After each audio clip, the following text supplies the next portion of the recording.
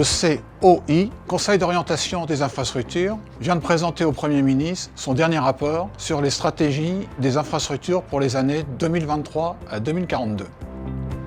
Le rapport se décline en 3 scénarios. Le premier, CB, contrainte budgétaire. Le deuxième, PE, planification écologique. Et le troisième, PI, priorité aux investissements. Il me paraît donc intéressant de vous parler de ce rapport en ce qui concerne la Normandie, directement ou indirectement. Concernant le ferroviaire, il s'agit principalement de la LNPN, auquel on peut considérer qu'il sera favorisé le scénario numéro 2 suite aux déclarations du Premier ministre qui annonce un budget d'investissement de plus de 100 milliards d'euros jusqu'en 2040. Sur la LNPN, il est prévu en gros 4 phases. La première phase, c'est le saut de mouton à Clichy-le-Valois, qui doit être terminé au plus tard pour l'année 2030. La deuxième phase, Paris-Mantes, gare de Rouen, Rouen-Barentin, doit pour sa part être terminée pour l'année 2039. Barentin-Yvetot et Mantes-Évreux est planifié pour 2042. Enfin, contournement de Mantes, le Y de l'Eure et la gare d'Évreux est planifié pour après 2043. Dans le cadre du scénario numéro 1, ce scénario étant le scénario contrainte budgétaire, il faut considérer que ces dates seront sans doute décalées de plusieurs années. Et pour le scénario numéro 3, priorité aux investissements, on peut sans doute gagner quelques années.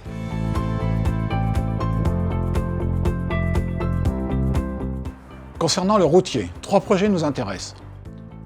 La RN 154, Allennes-Nonancourt, d'une longueur d'environ 60 km. Ce projet permet le contournement de l'Île-de-France par l'axe Rouen-Orléans. Le processus de consultation est en cours et normalement les travaux devraient pouvoir démarrer vers 2025-2026.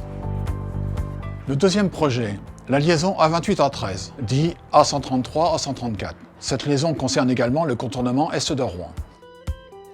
Le processus de concession est également en cours. Le COI propose d'aller jusqu'au bout de cette consultation. Alors uniquement à cette date sera défini le choix de faire ou de ne pas faire.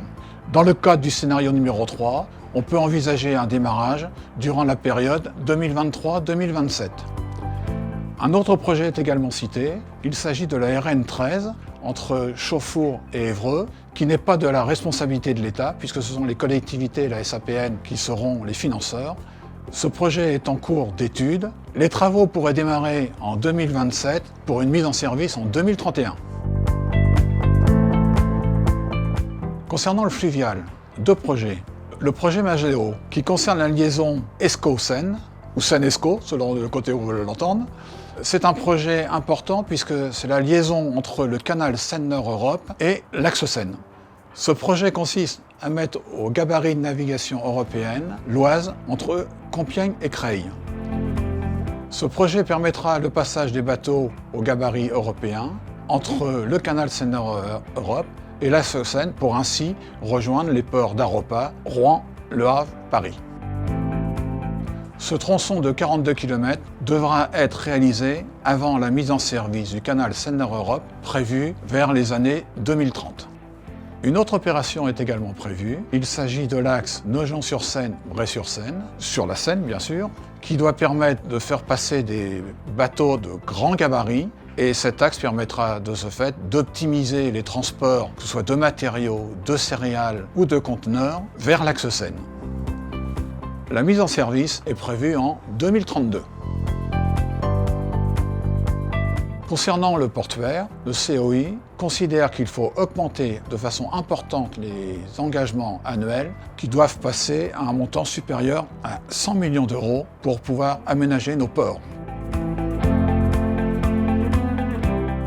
En conclusion, la région Normandie et ses collectivités sont extrêmement concernées pour faire en sorte que ces projets puissent se réaliser rapidement.